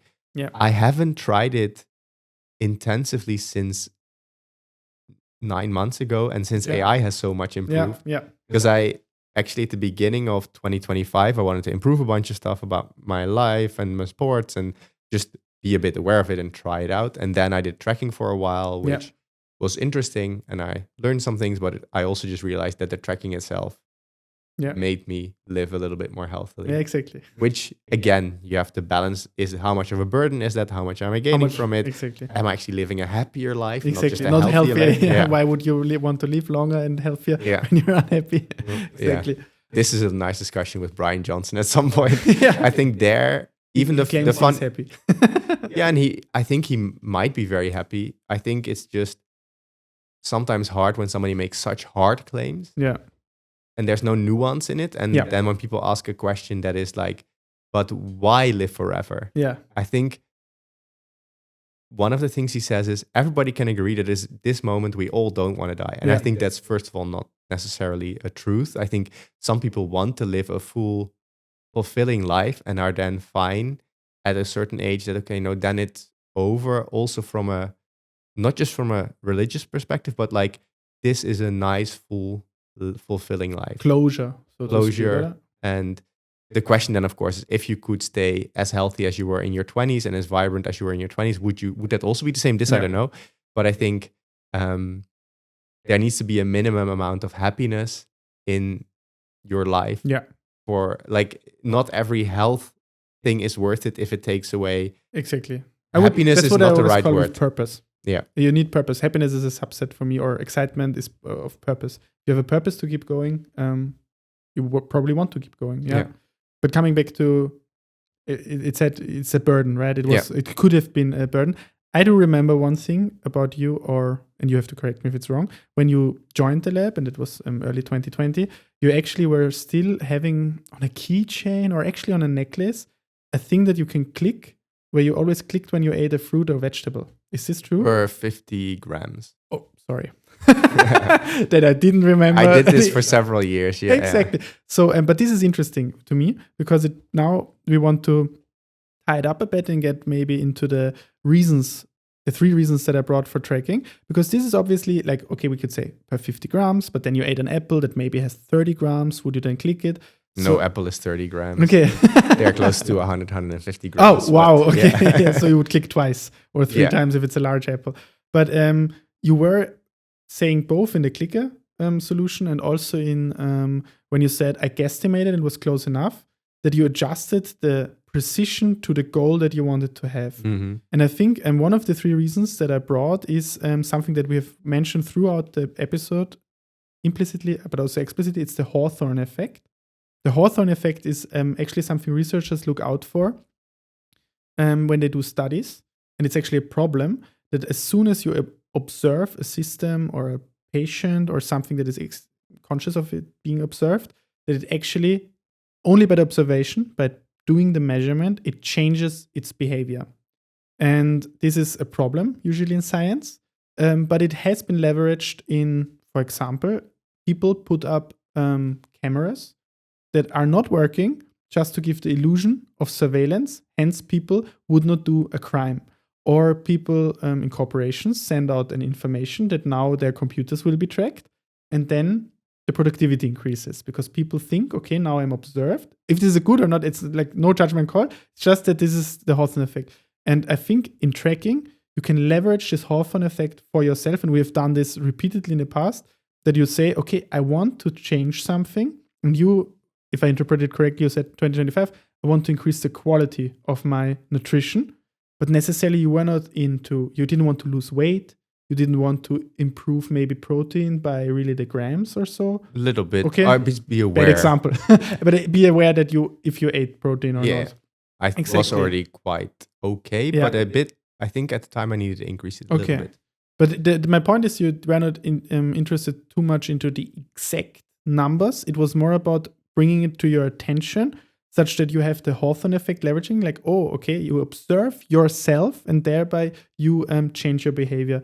And this is, for me, one of the things that I leverage actually most in self-tracking, that I track certain things, that I have to do an action, a conscious action. And this would be every time I eat something, I use now the Oura app to snap a picture of that. And I get a quick glance. And it does a lot of analysis. We can go into depth another time. Maybe I do a fan podcast episode about Oura, where we very clearly state that this is... You're assuming we'll have fans. That is not... that is disclaimer, we are not affiliated, but I really like it. Anyway, but the point is I just snapped a picture. It tries to estimate all the ingredients, and it gives you on a ranking of this is of limited quality, this is okay, this is fair, this is good, this is very good, something according. It just tries to put you on that spectrum based on whatever. And this is already... I have to snap it. I have to make the conscious decision that I'm going to eat this now and I have it in my system, right? But I never go back and analyze this. So this, for example, I never look at usually again. Well, you asked how much meat you ate. Exactly. That's something that I can do now. And that was an example for the Oura advisor for these AI models. But it's just because it's there and I have it. That's good for the future. But my primary concern is that I measure or a lot of things only to have an action that I actually put it in. I think one of the most extreme, but something that I rarely do, is when I'm drinking alcohol. And nowadays drink very rarely alcohol. And I always put it in that I have like, okay, now I have one drink and then I have a second drink, such that I really have to make the conscious decision that I'm now adding one more drink to the night. This is the Hawthorne Effect. And I think, especially for nutrition, that is super hard to track. Still, if you may take this picture, as you said, portion size, is this now, you have no measure, right? There is no a measuring stick in terms of how large is actually the plate relative to, if I take a picture in Europe, I guess our plates are smaller than in the US. So it's really hard to estimate reliably kilocalories, although there are companies who do it, right? And I guess if at some point you say, okay, always measure your hand beforehand and always put your hand next to it, that would be... That was always the idea that I had, that please take the idea. I have no time to implement it. Just tell people that they only have to measure their hand once and always have to take a picture next with the hand. At least then the AI or the system has a measuring stick for area, but you still don't have volume. So what I thought is, if we're there and someone is watching, please do a startup. They ship with the subscription a cube of, I don't know, 3 centimeters by 3 centimeters. So a cube. You always put next to it because then you have all 3 dimensions somehow in the picture, and then you extract it from there. Still a lot of engineering work, but it could get it much closer. But I think even the hand could work. If you make a video instead, Yeah. you say, make a video of your hand, measure 2 axes. Yeah, that's Then also good. From then on, if you always take a video Yeah. of your food Yeah. with your hand next to it, then it should. That's like true. I think that's an even Similar like, to my teeth measurements, that it basically gamifies it, and it gives you an outline where it needs to see, and then it's good. True. Yeah, could work well. Yes. So for food tracking, this has been quite a journey. What is your current practice?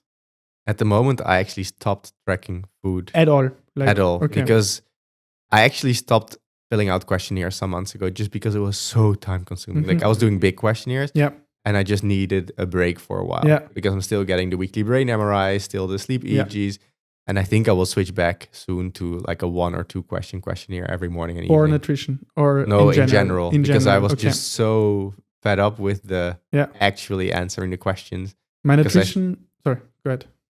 No, because it's just a burden, and I just needed a break from it. Next to all the other things I'm involved in, it's like the cost benefit ratio. Yeah. No, before Oura had this so nicely implemented, I used R Tracker, which you actually recommended. Yeah. That you can set up arbitrarily trackers, which are in essence forms. So there's no automation. Now it has even Apple Health integration. Rob Miller, I think, is the developer. He did Shout a out. good job. Yeah, Really. Like he emailed me. software. I still need to respond to him, but he's a really nice person from the email. Like I don't know him, but like he seems to be really and he develops innately motivated to work on this. And there's some Apple Health integration where you can look at patterns and stuff. Exactly. And there I had a simple form because I wanted to leverage the Hawthorne effect in terms of my meat, fish, and vegetarian or vegan consumption. So I simply had one button with, is it vegan, vegetarian, meat, or fish? And this was just there. I never looked at it. I have it saved on a server somewhere, but I've never looked at it. It was only there that I make to myself conscious, oh, you're eating meat again. Oh, you're eating meat again. Obviously, if I would want to harshly change this, I would have to look at the data, which brings me to the maybe primary and first order reason why to track. I brought 2 quotes for that. It's like one is from Peter Drucker. Everyone who has done something with management knows the person. What gets measured gets managed, and what's measured improves because you have a measure. But from the science perspective, some people are maybe more familiar with Lord Kelvin, and he stated, and this is a concise version of a very long quote from him because apparently he was very verbose. If you cannot measure it, you cannot improve it. And similar vein, Kelvin, right, provided some measurement device. But the idea really is that this is completely apparent to anyone who is training for a sports competition, because there you have goals.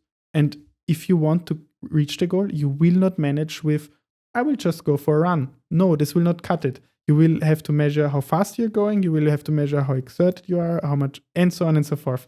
This is completely apparent to almost everyone. But for any other part of life, which is again usually outweighing sports, people are doing nilly-willy whatever they want, although they have goals. So I'm not saying you should measure everything. It should, like, if you have a goal, you should define as precise as possible where you want to go, even if it's a number on your scale, which I don't think is the best way. But even if it's whatever it is, you need to have a goal that you can measure, and you need to have a way to measure to get there, right? And I think the way you implement it can be very different or what you feel comfortable with. Like taking sports, which is not the best example, but I was listening to a podcast of I think ultra marathon or some kind of ultra runner. And she was being interviewed. These are insane people, right? I mean, she was doing Ironmans. This is already insane. Yeah. And I think she was a multiple time winner, but she would actually, she wanted to learn more about getting a better feeling for speed. So she would tape up her smartwatch, then started tape up her smartwatch, run the whole time without being able to look at it. And only afterwards give all the data to her coach. Yes. Afterwards, analyze it so she could start feeling better. Such that she's not reliant. And also such that she is not have to check, right? Because this is quite annoying to do. Exactly. So it was on a runner podcast. I don't remember her name, but if you want to listen to it, I think it's good to always try and cite where you got the information. We will try to put it in the show notes as well.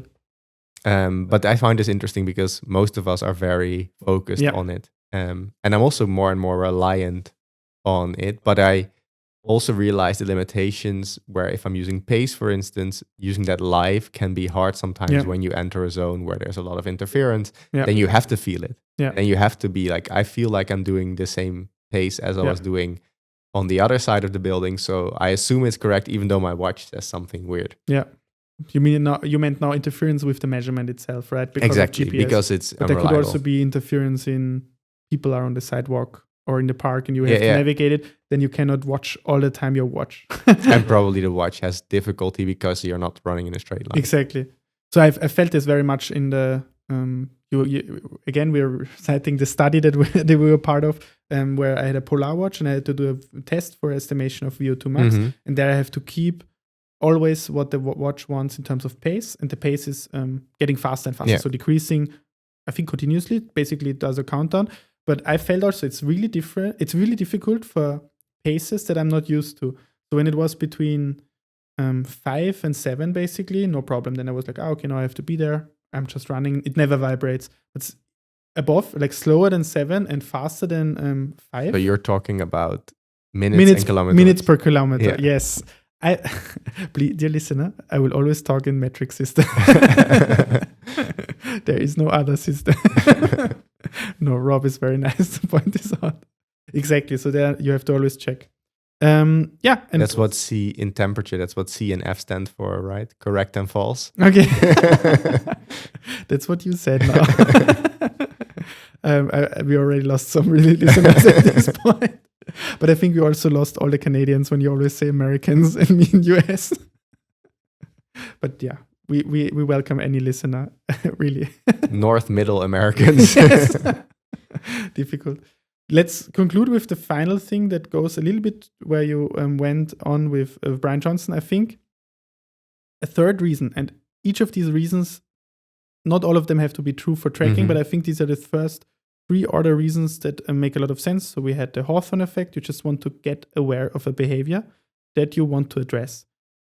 It's not goal-driven. You just want to realize it. And then if you really have a goal-driven thing, you need something that can measure progress. You need to have a measurement, a quantification that you want to reach. But the third one is maybe more vague. But I think in this wearable space and health space, there is health, right? But health for what? And that was your point, right? And that was a purpose thing.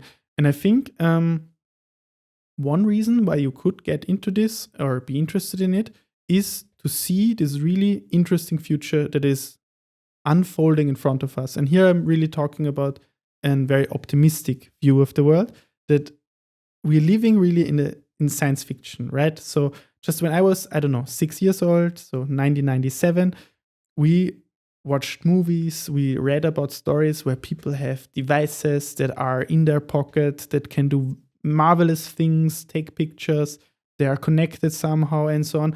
And they have been talking to machines as well and so on. And right now, fast forward 25 years, 28 years or so, we have smartphones that are incredibly powerful. We have these tiny devices that are non-invasive, but nevertheless somehow measure our insights quite accurately. And we talk to machines since 2023, which is like, what? Siri has been there for a long time already. You didn't talk to Siri. I recently joked with a friend that my Siri usage has not changed in 15 years. I'm using it for when I started studying, I was using Siri, and I was one of the first people who in general used voice assistants for something. But what did I use it for? Call a person and text a person and set a timer. 3 use cases. 15 years later, 3 use cases. But actually now it has like the latest Apple Intelligence update works much better. Now but it still goes to ChatGPT or no longer? It goes to ChatGPT for knowledge queries. But if I want to have something done on my iPhone, I do not have to remember the exact phrasing. And this is already mind-blowing if you have always had before. If you want to do one of these three things, send a text, call someone, or set a timer, it was always that you had to use exactly the right phrasing and pacing. Yes, so we're really living in the future right now already. And kids that were born, I don't know, after 2010, they are now in their teens, 2020s. They are growing up with machines they can talk to for always. So there have always been machines that we can talk to, which is insane, right? And I just think that investing in your health, maybe with self-quantification as a strategy for staying as long as possible in better health, that you can actually keep your agency both physically but cognitively, that you can try these new things. Because I think if you age cognitively, you start to be set in your ways. And I feel it myself. I'm kind of also set in my ways. And whenever you catch yourself that the youth is doing something, that's a red flag, right? Mm-hmm. Because obviously not every new trend is good. But I think if you stay fit, physically and psychologically, you can actually experience this future. Obviously, very privileged and optimistic view, but I think this is one reason why you could get into this. So you're still in touch with the youth of yourself. So 6-7? Yeah, 6-7. I've learned about it. I read a lot about it. It's quite an interesting phenomenon. It was, I think it is the word of the year somewhere or something. Yeah. In the Netherlands for sure, but I don't know if this is like... In Austria, I think as well. Yeah. It's like 6-7, like hyphen. Yeah. But I think the Merriam-Webster word of the year, I know, is slop or AI slop. Yeah. Exactly. And we are real This humans. is more of an adult word, whereas 6-7 is more of a teen. Totally. And also in the end of the year now I had to watch a video about youth language. And I then asked a friend of mine who became a teacher how reflective that is of our youth, so to speak. And he said, yeah, that's how they talk. And I'm like, okay, that's interesting. So I'm not directly in touch anymore, I would say, but I try You're to keep aware. Yeah. And I try to use new technology as it comes out with an open mind. Yeah. And what do you think about the 3 points? I think the Hawthorne effect is real. I think almost nobody does it for this reason, but it works like that. The technological optimism, I think, is a hard one. I think you already have to be somebody who likes technology to a degree. And then you're basically you're having a reason to a degree to stay young. But I think you have to like technology for this to be a thing.